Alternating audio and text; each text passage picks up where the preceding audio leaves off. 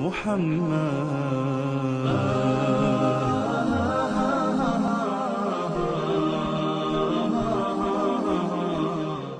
is the Qur'an that came down.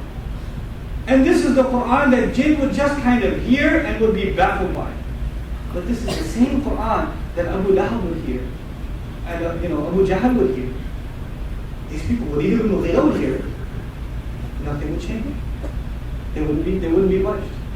Even though they were overpowered by it. Even though a time came when Walid ibn Mughira was sitting there crying when he heard the Qur'an.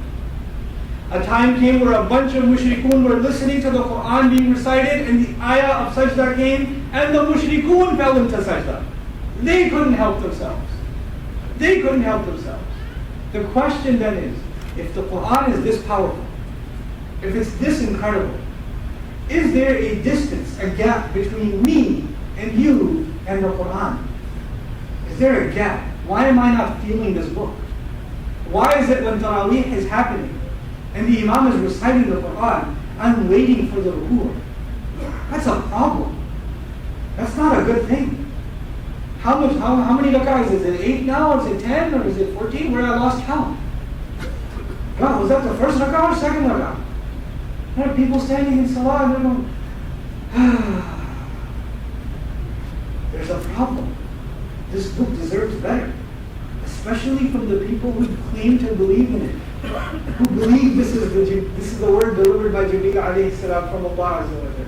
This is the thing that will change the map of the world. It already did and it will again. This will change what the world looks like. This is the book that decides where all humanity will go. Where everyone will go. Today in my class we're studying Tafsir Surah Al-Mulk. I conclude with this inshallah ta'ala. We read a beautiful hadith that Ibn Mandur records in Lisan al-Arab in explaining one of the words, khasar, loss. You know what he tells us? Rasul tells us? There is not a single human being who does not have a house in Jannah. Not one.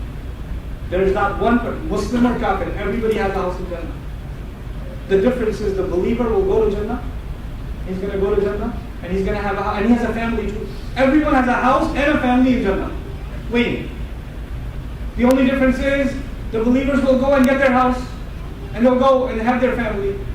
But then there's a family waiting for the kuffar and a house waiting for the kuffar, but they were kuffar, they couldn't go to Jannah. So those houses will be handed over to the believers as more family and more houses. That's why Allah says, أُولَٰئِكَ يَرِثُونَ الْفِرْدَوْسَ هُمْ فِيهَا خَالِدُونَ. They are going to inherit Jannah. Muslims are going to inherit Jannah. Not just their own. They're going to take an inheritance those who couldn't make it. SubhanAllah. But the mercy of Allah that He made a house in Jannah for everyone. You know when Muslims ignorantly say, well, some people are meant to go to hell. No! Everyone was meant to go to heaven. There are some people who refuse the invitation. That's not Allah's fault. That's the people's fault who refuse the invitation. Like Allah Azza wa Jalla said, or the Prophet says, كُلُّكُمْ يَدْخُلُ الْجَنَّةَ إِلَّا مَنْ أَبَى. Everybody will go to Jannah except the one who refused. I mention this hadith to you now because this Qur'an, there's no greater treasure that we're going to have in this life. This is the month for you and me to build a relationship with this book. If you've been ignoring this book, if your family's been ignoring this book, this is the month to fix that. Little by little, 1 or 2 ayat, half an hour, 20 minutes, start reciting a little, start learning the meanings a little, start memorizing a little. Give it some time. It deserves that time. And the more we internalize this book, the closer we get to this book, the more our palaces are being built in Jannah, the more those houses, the real estate of those houses is expanding. This book is our ticket to Jannah. This is what Allah gave us, subhanahu wa ta'ala. We can't forget that.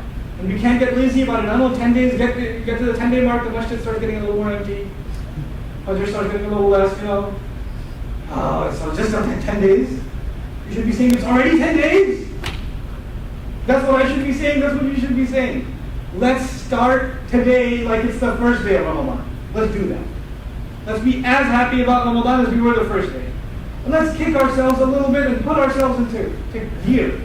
And really ask Allah Azza wa Jalla, because this is the month, the shayateen are chained. And the biggest distraction between us and Qur'an is the shaitan. Because he knows how powerful it is. That's why Allah says, فَإِذَا قَرَأْتَ الْقُرْآنَ فَاسْتَعِذْ بِاللَّهِ مِنَ الشَّيْطَانِ الرَّجِيمِ. Seek Allah's refuge from shaitan. So this is the month where Allah has changed shaitan, so you have no excuse to connect to the Qur'an. You have no excuse to be lazy. Outside of this month, when you're reciting Qur'an and you get sleepy, you can say, shaitan got me.